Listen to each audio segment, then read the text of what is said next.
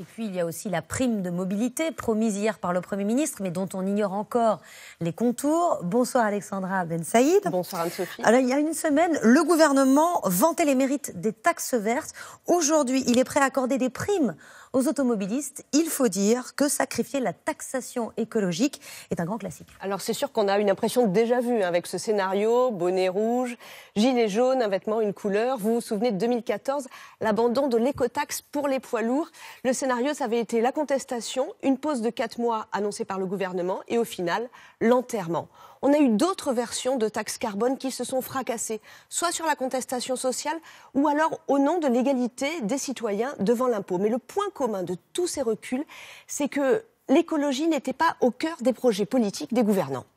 Est-ce qu'on peut faire la transition écologique sans la taxe carbone ? La taxe, normalement, c'est juste un outil, une méthode douce pour que nous changions nos habitudes pour réduire les émissions de CO2.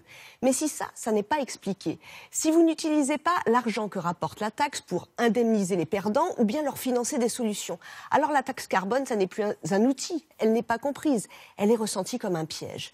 Peut-on faire sans taxe ? Oui, on peut. Pour éliminer les voitures polluantes, par exemple, on peut encore durcir les normes. Ça va être une bataille terrible avec l'industrie automobile. Ou alors on peut mettre des amendes aux vieux véhicules, diesel par exemple, lorsqu'ils s'approchent des villes. Vous voyez que c'est possible de lutter contre la pollution sans taxer plus, mais alors on n'est plus dans la méthode douce. Merci Alexandra.